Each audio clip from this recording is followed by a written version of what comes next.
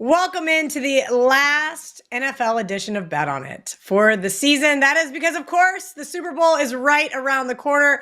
We wanted to get to you guys early. As soon as we had some of our stuff ready to go, we wanted to be here to give you guys our opinion on the game. Although we haven't really seen much movement since the opener. We'll get into that here in a minute. Let's bring in Marco D'Angelo, Joe Raineri, and Teddy Covers. And, of course, I am Kelly Stewart, your bright green host. And we'll get to that here in a minute, guys. Lots of twos floating around there on the Wager Talk or Odds Logic screen, depending on where you like to view and shop around. And this one's going to be interesting, guys. We'll get to the total after we talk to Ralph Michaels. But first, I really want to focus on the side. This one opened really quickly at a pick 'em in a couple spots, 1.5, then immediately 2. And I got this at the Hard Rock at 2, thinking, all right, that is our threshold.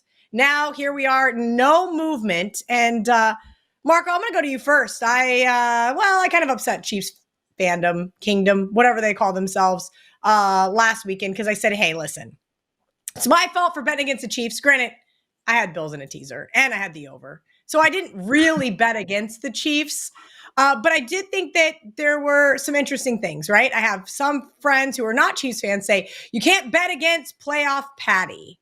And other people say, Kelly, you got to be on the same side as the refs. Whatever your conspiracy theory may or may not be. Do you think that there maybe is just a little truth to some of that, Marco? Well, asking somebody that bet Buffalo if that might not be a fair answer for me, but the dual possession catch, that is correct. Whenever two players simultaneously catch the ball, it goes to the offense. No, I have no qualms with that. What I do have a qualm with is that as they came to the ground, Worthy only had one arm around the ball. His other hand was on the ground catching his fall, and the tip of the football did hit the ground. To me, it should have been an incomplete pass. There was a penalty on the play, would have still given Kansas City a first down, but they would have been at the 20 instead of at the 5 to start. But that's neither here nor there. My problem is with the fourth down call. You had two guys come in from opposite sides of the field, one guy north of the yard to gain and the other guy south of the yard to gain, and they end up going with the guy on the south side of it, and it's not a first down. What drives me nuts is the guy that they went with his spot on the ball had Josh Allen's back to him. He could not see where the ball was at as he was holding it, where the guy that put it over the line of scrimmage was running right at Allen, saw where the ball was being held, which he actually was holding it way high up by his neck as he was going through to make sure he had the first down. That's my problem with it. But yes, Kansas City finds a way to win these games and give them credit. I just don't like that Allen's getting so much grief for being 0-4 because he's done nothing wrong. If you look at the two quarterback stats for that head-to-head 4-game playoff career, they're identical, absolutely identical. And yet one guy is 0-4. But Kelly, getting to this game, here's my problem. I lean to a side, and I'll tell you who that side is. We are taping on Wednesday, 10 or 11 days ahead of the Super Bowl. I have not locked in my official side, but I am definitely leaning to one side, and that side is Philadelphia. However, I have bet against Kansas City in the last two Super Bowls, and I thought I should have won both of them. Definitely should have won last year's. That was just brutal with the 49ers. But I will point something out, and this is a stat that gives me a little bit of pause. Teams who score 40 points or more in their conference championship game, Dan, you better hang up, plug your ears. You don't want to hear this. They are just 3-7 in the Super Bowl. Okay, straight up. And we saw the Eagles, which I was very glad and very happy to see because I had a 5% play on the Eagles last week, but they hung up a 55. And that just a little bit concerned me that, maybe just a little too easy last week. Obviously, the 4 turnovers were a big factor. Speaking of turnovers, that's the other thing that concerns me. I know turnovers are a product of, yes, luck and good defense. But this stat is ridiculous. Do you realize Philadelphia's gone 5 straight games without a turnover? In their last 6 games, and I had to double check this, they have a turnover margin of 20-2. Okay, that is just absolutely insane. Credit to defense for a lot of it, but still, I mean, every fumble that hits the ground, they're falling on it. The luck is going their way.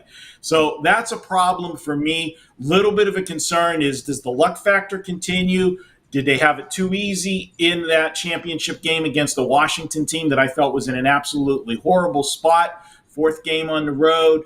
I don't care how good his rookie season has been. You're still a rookie. At some point, Cinderella strikes the midnight hour, and it did for Washington last week.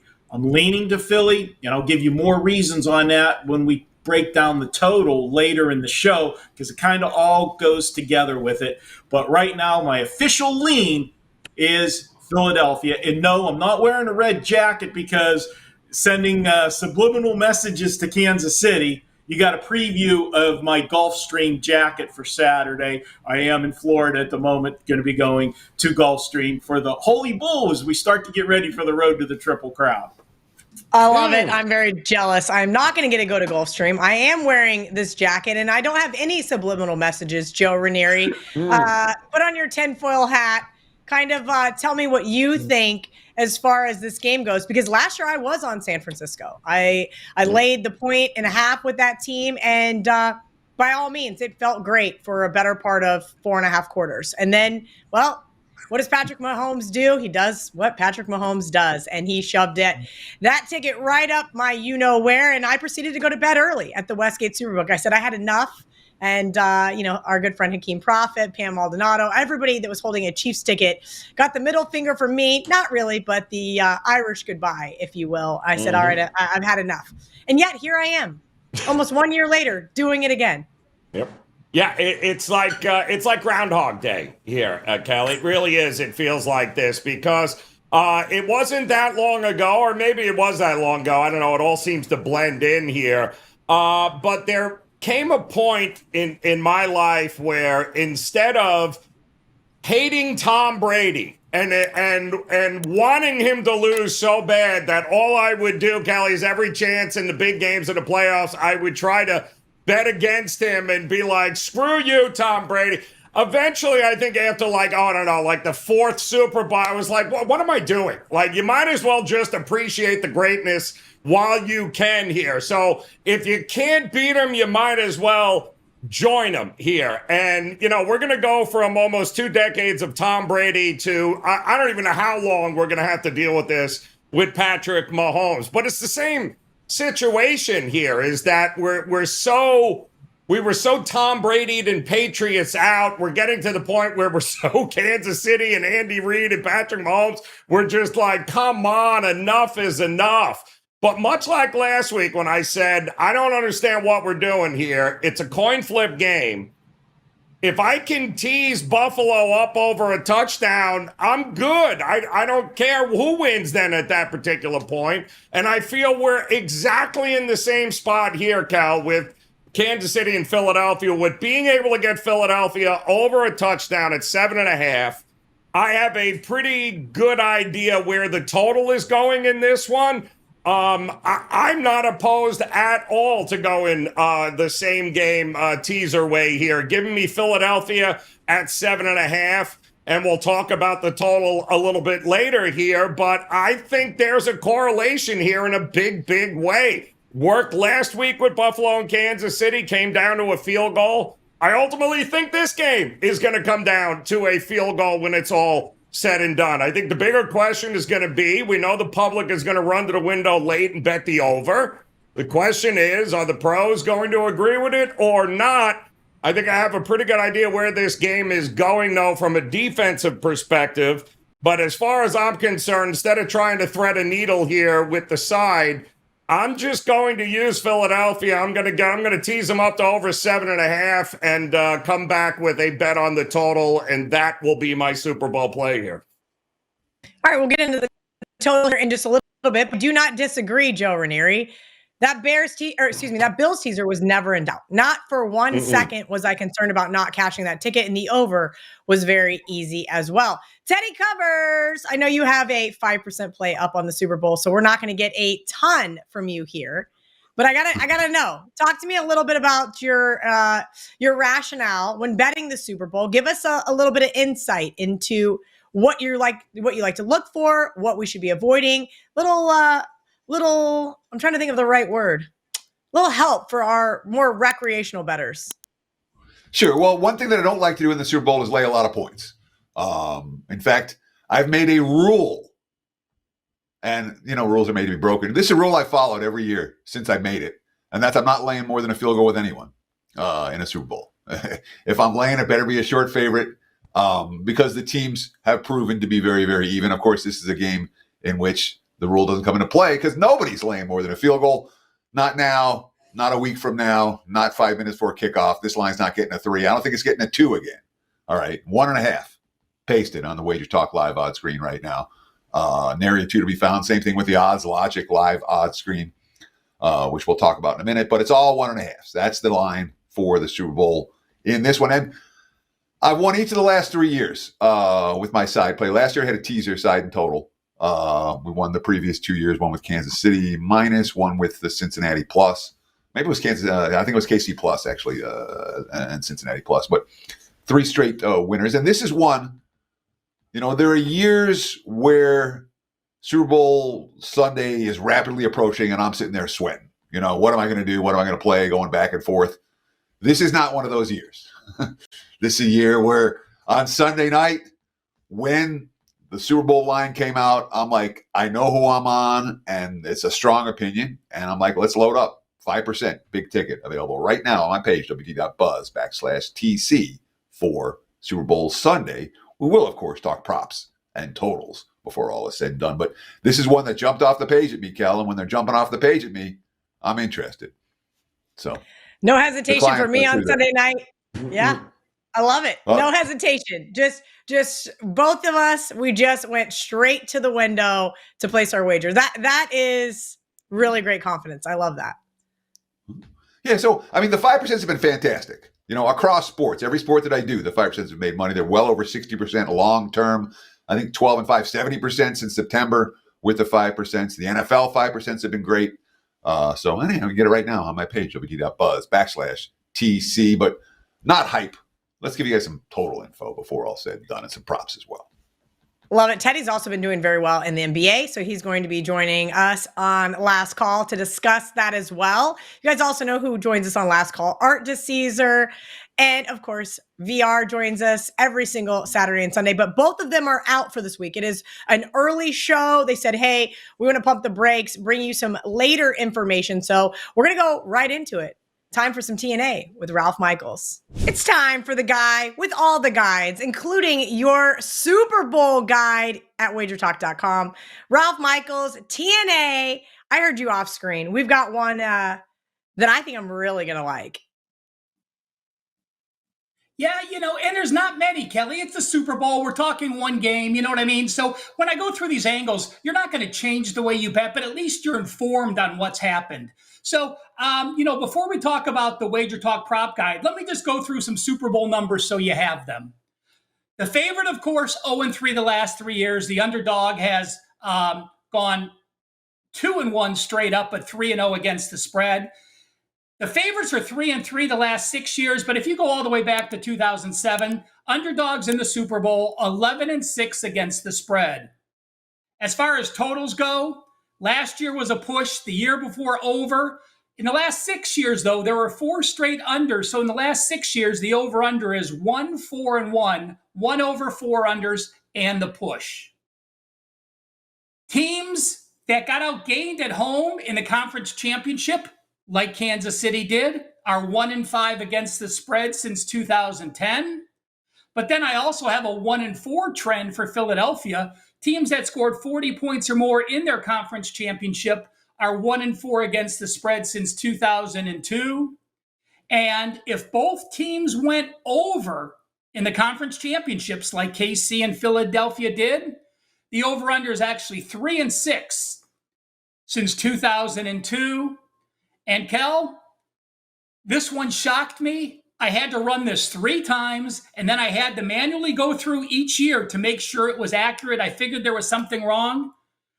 The team that had a first-round bye, like Kansas City, playing an opponent that did not have a first-round bye, since 2003, it's occurred 10 times. The team that had a first-round bye, 0-10 against the spread. The team that had a first-round bye is also 1-8 straight up. And the only team that won with a first-round bye was back in 2009. The Steelers beat the Cardinals but did not cover, and that was on a last-second touchdown. I mean, can you imagine that it's almost on an 0-9 straight up an ATS streak? So never ran that angle before. I'm shocked at the results. We'll see what plays out this year. So, I have a few props to go over, but let's talk about the prop guide, Kel. And I love doing it. It teaches you a lot. It shows you some of the past history. And there's about 35 props over the last 15 years. What occurred? Did they go over? Did they go under? Did they win? Did they lose? And then I also have the last 6 years team stats. So at an easy glance, you can read how many first downs the team had, how many third down conversions, how many fourth downs. So you can see the history of that. Then I have individual player stats the last 6 years. And then a fun thing, I show exactly what each combination of squares were. So you could see if your square ever had one before, how many opportunities it's occurred. So the guide, absolutely free on my homepage, wt.buzz/RM. And I just want to quickly share 4 things from the guide that you can take out of it. The team to score last in the Super Bowl, will they win the game? Yes or no? Kelly, the Super Bowl goes back the last 15 years on my prop sheet. That prop is 15-0, and in fact, it goes back 3 more years. It has cashed 18 straight times. The team to score last in a game won the game. 18 straight is amazing, but I will say this. About 2 years ago, it was minus 155, minus 160. The early number I saw this year was juiced all the way to minus 220. So I'm going to blame the Wager Talk Super Bowl prop guide the last few years that pointed that out, that these casinos really are juicing it that much. Team to score in the first 6 minutes of the game. They've only scored 1 time the last 8 years, 7 no's. So if you bet no score in the first 6 minutes of the game, you are 7-1 the last 8 years and 11-4 the last 15 years. Will there be a score the last 2 minutes of the second half? Yes is 3-0, and yes is 6-3 the last 9 years. And longest TD under 48 yards. The under has cashed back-to-back years, and the under is 6-1 the last 7 years. One more I'll share for you as well. The shortest TD under 1.5 yards, people think, oh, that's pretty hard to get to. There's so many 1-yard touchdowns because of pass interference or the tush-push for Philadelphia. The shortest TD under 1.5 yards has cashed 6 times and lost twice. So again, download the prop sheet. There's about 30 props there for you to take a look at. And it'll help you become an informed bettor when you're having fun with these Super Bowl props. What a guide. I just downloaded it. wt.buzz/RM. It is completely free. Ralph does a lot of free stuff there over on his homepage. We appreciate him at CalSportsLV. You guys are following him on X. I'm sure he's got some little tidbits coming up over there, as well as the Wager Talk TikTok and Instagram pages. Thank you, Ralph, and happy betting. Let's bring it back to the guys and get these glasses off before I get a headache and talk some totals.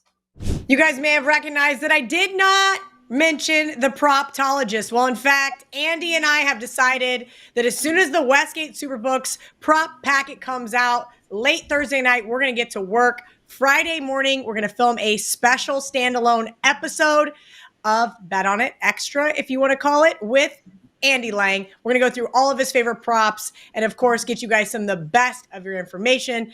Ralph already gave us a ton, which was wonderful. Now we're going to bring the guys back. Of course, let's get into that Super Bowl total.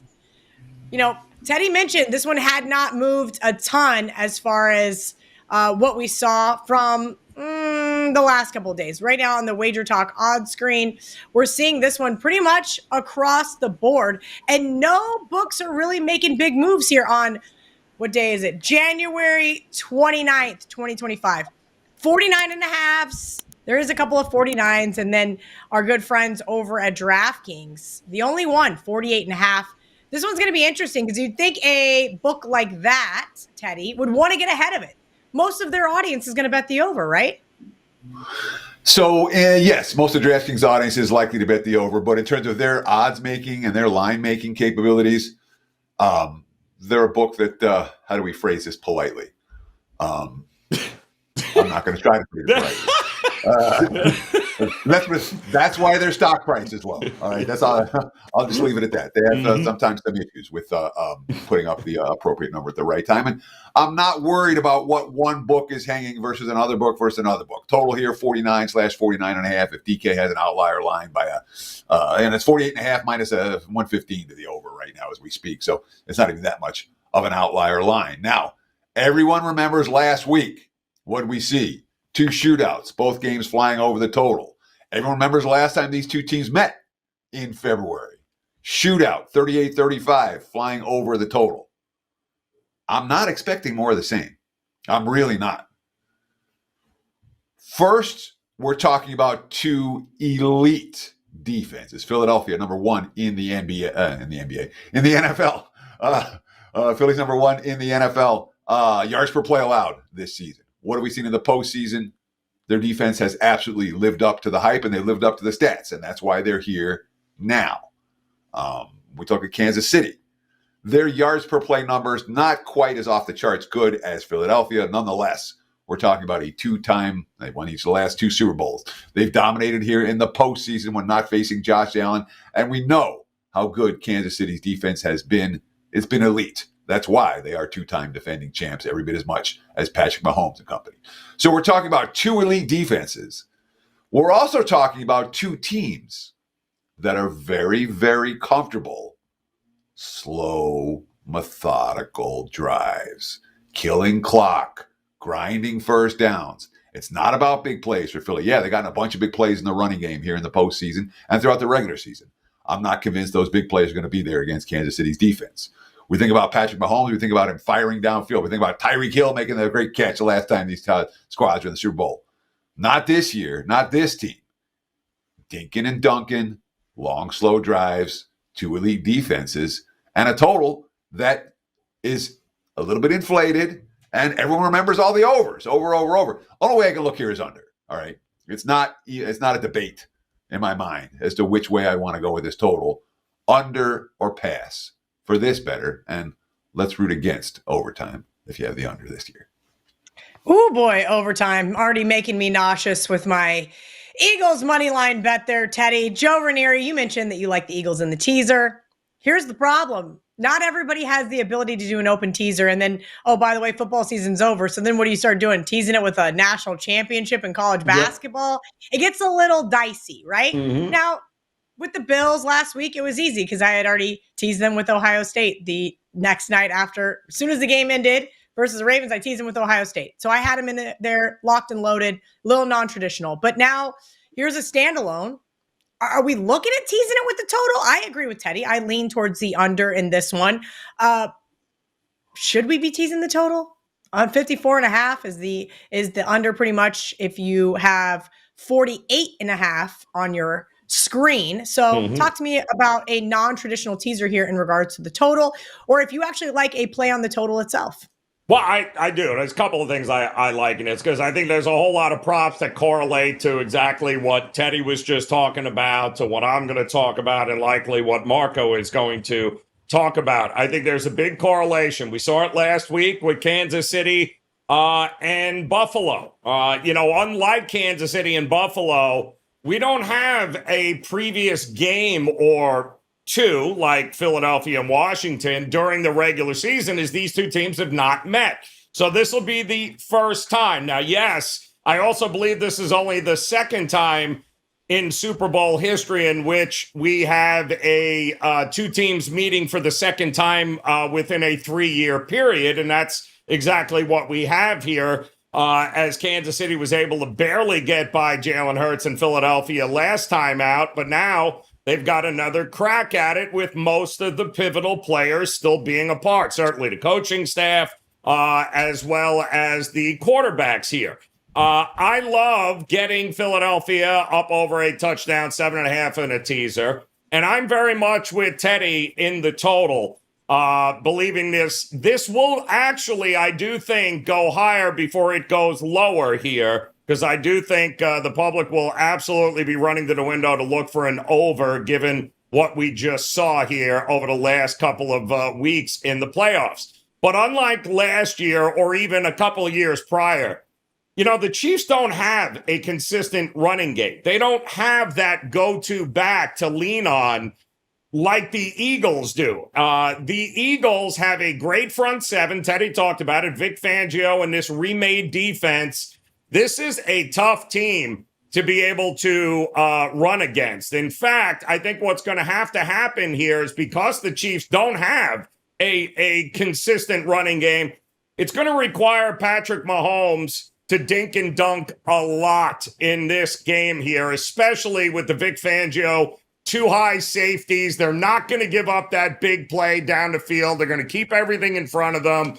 I think this correlates to a big time under because, like Teddy just talked about, I think both of these teams are going to be very methodical. Vic Fangio run defenses. I believe Mahomes has had a lot of success against them over the years. Don't forget, he was in Denver. Now, of course, he's here with Philly. Mahomes has done a pretty good job, but they've never been these big, wild, crazy blowout kinds of games because they're going to make you have to beat them in other ways. So I think anything with Patrick Mahomes completions, I think the number was 23.5, is a good look because I think dink and dunk is coming. I think that correlates to an under. And you know me, Cal, wouldn't be a hell of a way to finish the year if I wasn't looking at a first half play here and telling you I think the 24.5 is a little much for these two teams, given the time off, some of these distractions. I don't think the offenses are going to be as crisp, but I also don't think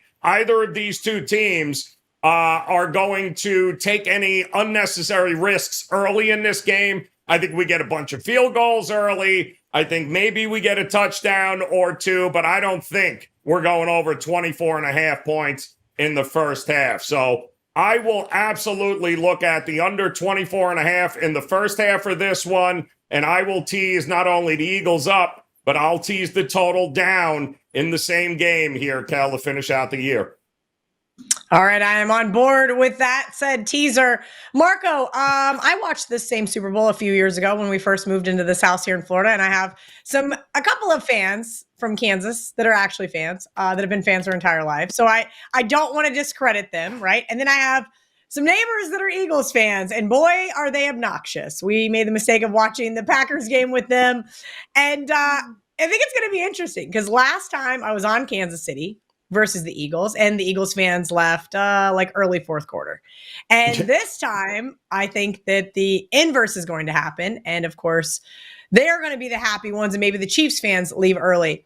But I think everybody's going to hate me if I bet this under. I mean, how boring of this game is this going to be? Like, I'm now cheering for defense on both sides. Talk to me about this total, and if you also like said under. I do like set under, and I'm going to talk about what we're seeing with the number right now. I mean, other than DraftKings, we're talking everybody else is sitting at the 49.5, and it's been sitting there. What that tells me, when you look, people talk about looking at the lines, reading the line moves and so forth. When I see a number that sits there and doesn't move, okay, that tells me I know where the sharps are going to end up. They're going to be on the under. They haven't made a move yet. Why? Well, if they're on the under, they know that this is the biggest game of the year. It's the heaviest bet game of the year. And they know that if you line up 100 average bettors that aren't considered sharp and tell them to pick a side, do you want the over or the under? They're betting the over because in their gambling mind, they're never out of the bet. They're still live. You bet an under, once it hits that number, you're dead. You can't watch any more of the game. There's no fun in that. So they know the smart move for them is to wait later and closer to game time, as we will see this line bump up. The problem is it's going to be a mass rush from the sharps to grab the number. It's what they think is the highest point of where it's going to be to grab the under. I'm in total agreement on the under. And here's the thing. Everybody, as Teddy said, saw last week's games. The difference in last week's games is both teams had good offenses, but only one team in each game had an elite defense. That's the difference. And we saw Philadelphia go up and down on Washington's defense. And because Washington fell so far behind, they had to keep throwing the football. Do you remember how that game started? Washington had a double-digit drive it plays in the first one that settled in a field goal. And then they got the quick touchdown, Philadelphia, followed by a quick turnover. And all of a sudden, you're down 11 points. And it changes the whole complexion of the game. And in the Kansas City-Buffalo game, you're dealing with Josh Allen that you can't stop. I don't care how good your defense is. He kept taking them down the field, but the Buffalo defense is not elite. We've seen how many shootouts they were in. I see this one as a snail's pace. You look at this team for Philadelphia, and they've held 15 of its last 16 opponents to 23 points or less. I've looked at what Philly's done in the playoffs, in the 3 playoff games. They've rushed for 683 yards. That's 6.5 yards a carry. They're winning the time of possession battle by wearing you down with that offense. And the great thing is when you're trying to protect the lead and you can run the football, I say it over and over again, you're doing what you do best. So often you have a passing team that when they're trying to protect the lead, they don't know how to kill the clock. And then it's 3 and out and the other team gets the ball back. That doesn't happen with Philly. So they'll keep the clock moving. And then to what Joe's analysis was about the dinks and dunks, yeah, that's the way Kansas City is going to have to move the ball. But what happens? Those are high percentage plays. There's not a lot of incompletions. The clock keeps running after every play as you're dinking and dunking, shortening the game. For me, I'm all over the under in this one. I agree with it, and that is the way that I look at this one. First half, full game, however you want to do it, and I would be looking at some player props as well geared to the unders because you know there's going to be several more key players in this game that are going to have totals that people are not going to want to bet the under, and the same rule applies. If you're betting unders with your props, bet them on Sunday, my friends. All right, we have a big game special over at wagertalk.com. All picks until Super Bowl LX. That's Super Bowl next year, guys, for just $11.99. If you buy now, you start now. The sooner you start, the more you get. You can pick any handicapper you want. You're going to get all their plays, every single sport, and of course, all those 5% best bets, wagertalk.com. Marco D'Angelo, you have a prop bet for us as your best bet on the show.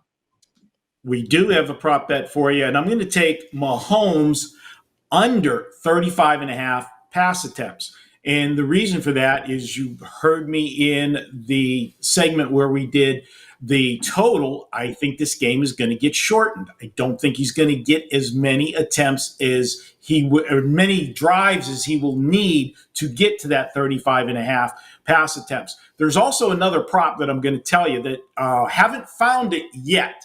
It's some of these props will come out later. And one of the props that I like is the time of possession prop. And obviously that goes to Philadelphia in this one. I think that the Eagles will dominate the game with their running game and keep Kansas City on the sidelines for long periods of time. And I look for them to win the time of possession battle. So for me, my top prop is Patrick Mahomes under 35.5 pass attempts. But as I said, wait till game day to do that and take advantage of that Super Bowl special. It does include all of those 5% plays, and we have had a tremendous year's run on those 5% plays. 21-6 on our 5% plays at Wager Talk, the last 27 after last week's laugher with the Philadelphia Eagles. So take advantage of that. Just $11.99 gets you to next year's Super Bowl all plays. And that includes, as I said, I alluded to, the road to the Triple Crown, starting up with all of the 3-year-olds for the Kentucky Derby. We will have horse racing coverage as well included on all access clients. I love some of those exacta box trifectas. Next thing I know, I've got $500 on a horse race I know nothing about. But that's what Marco D'Angelo is for. So I don't have to learn how to handicap the ponies. Joe Raineri, did you get the invite to Gulfstream, or are we just SOL here in Florida? No. It's hard with Marco because I don't know what happens. My phone doesn't, the texts never come through. The phone never rings. I don't know if I am blocked or what's going on, but I never seem to get any of those tips anymore or invites over to Gulfstream, even though I can fall out of bed and be there. But that's all right, Marco. I hope your ass gets sunburned. All right, so I will say this, though, Kelly. As long as we're going to go along the prop market, I do have a couple of props that I do like. One for Kansas City, which I think we just talked about earlier. I do think the dink and dunk will be in full effect. I love the Mahomes completions prop over 23.5. I think that's going to be part of their running attack here against this Philadelphia front seven. It would not shock me at all if he has well over 23.5 completions in this one. But on the Philadelphia side, somebody's got to represent Dan and Philadelphia here. And I'm going to go to Dallas Goedert, and I'm going to go over his receiving yards prop here. Why? Because the Chiefs gave up more yards per game to opposing tight ends than any team in the league. And we've also, what do you have? 7 catches, 85 yards against the Commanders last week. He's had at least 55 yards in 3 of the last 4 games. I think this number is a little low. It was 47.5, 48.5.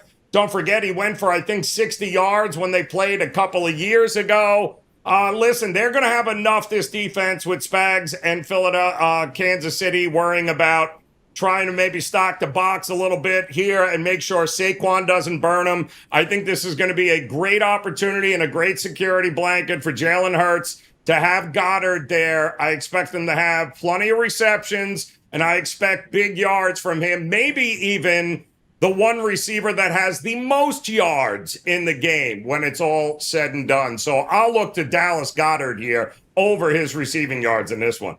Love that. I did bet his over 4.5 receptions. Teddy Covers also has a prop bet for us. Teddy, this one is an interesting one because I'm trying to figure out how it correlates and if I should join you or not. So I don't know if it correlates at all with anything. But what am I looking for with props on Super Bowl Sunday? I'm looking for low-hanging fruit. The other thing I'm looking for is I'm not trying to bet a little to win a lot. I'd much rather lay juice than take these plus prices on Super Bowl Sunday. And that's something that I've learned through my first 27 Super Bowls here in Las Vegas as being the quote-unquote winning strategy, at least for this better. So what's low-hanging fruit right here? How about Jahan Dotson? Under 3.5 receiving yards. Let's see. He wasn't targeted and didn't get a catch last week. He wasn't targeted. And last week, by the way, Jalen Hurts flew over his passing number. Philly's offense marched up and down the field, and Dotson was a complete non-factor. Same story in the previous game. No catches, no targets. He did have 1 catch in the first playoff game, but we're not talking about a consistent focal point for Philadelphia's offense, and that's putting it mildly. And we don't even take him under 0.5 reception, all right? We have 2 choices. You can take him over under 0.5 reception. Take him over under 3.5 yards, all right? He can catch a pass for a yard or 2, get tackled at the line of scrimmage, and we'll still cash this prop.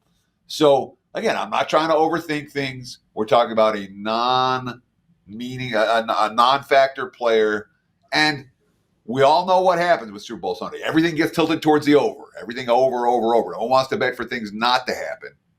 This is one I think is not going to happen. Dotson's not going over 3.5 yards. And that's my best bet for Super Bowl Sunday. See, Teddy, I think it correlates. I think it absolutely correlates. As we all know, I bet the Eagles. Hello, that's why I have gold and black on, or gold and black, green and black. I am so ready to get to New Orleans for this damn Super Bowl. It's only Wednesday, and I am already just absolutely done. So Eagles money line is my best bet, as you guys can see up here. But I did give some different bets out on a couple of different avenues, and one that I wanted to share with you guys is Saquon Barkley MVP. Here at the Hard Rock in Florida, I just bet it plus 250 again, because I do really think it correlates to what Teddy said as far as the receivers going under, to what Joe said as far as the game goes under, to what Marco said as far as the game going under, and of course to what I have to say with Eagles money line. The games were in which the Eagles had most success this year was absolutely on the back of Saquon Barkley. Now, I know a running back has not won MVP since I was in middle school. 1998 or something crazy was the last time a running back won this. But I will say this, Saquon has had his moments, albeit against worse defenses than the Chiefs. Okay, Chiefs fans, I will give you guys that. Against teams named the Cowboys, the Commanders, and so forth. It is what it is. But I do really like him to have an absolutely electric game. It has just been an uphill trajectory, and him having those types of yards in the last few games against the playoffs tells me that he is the most valuable player on this Eagles offense, right? And I think he is going to provide a lot of issues for Steve Spagnuolo and this Chiefs defense. I understand that they have had some real upward swings over the last couple of years because they were sure their Achilles heel years ago. But Philadelphia became the first team in NFL history to rush for 7 touchdowns in a playoff game. You think they're going to abandon that in the Super Bowl? I think not. I think Saquon Barkley, anytime touchdown, holds no value, you guys. Is he going to score a touchdown? Absolutely. So if you want to throw it in your, I don't know, your parlays, if you will, if it actually is going to help you, go for it. But I think if you like Saquon to have a monster game, putting some money on the plus 250 for him to be MVP is the way to go. All right, guys. I'm really sad. This is our last NFL edition of Bet On It. First year with Teddy in the books. He didn't even yell at me one time like he used to do at press. So that was a win. What else? Any parting words you guys would like to say, Marco? Are you ready to figure out why Ralph has been with your wife? No, not yet. I just want to say to everybody, we know this is the biggest game of the year. Remember, it's one game. Don't, bet ridiculous. I know people like to get carried away. And when you are betting props, you want to look at your handicap of the game because obviously that's going to be your correlation. But it is one game. Don't have 40 bets with a bunch of props and everything tied to one handicap.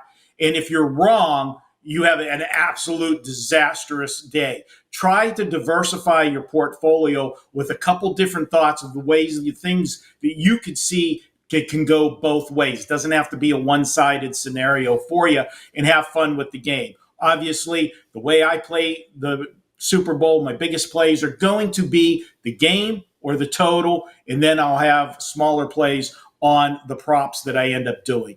But don't destroy a good season over one game. That's my tip for you. And Marco has had a great season. Teddy has also had a really great season. Teddy, any parting words before we let you guys go? So I guess the most important thing is we're not going anywhere. We're at Wager Talk. The show's not on every week. Okay. We'll be back for what? March Madness? The March Madness show. I mean, so it's not like we're disappearing. And of course, many of us do free play videos each and every day. Tons of free content from wagertalk.com. Visit our YouTube channel, like, subscribe. You guys know the drill. And thank you so much for joining being a part of the Wager Talk family. This whole football. Good luck on Super Bowl Sunday. Cheers. And the guy who is in charge of all of this, Joe Raineri, you have the final word.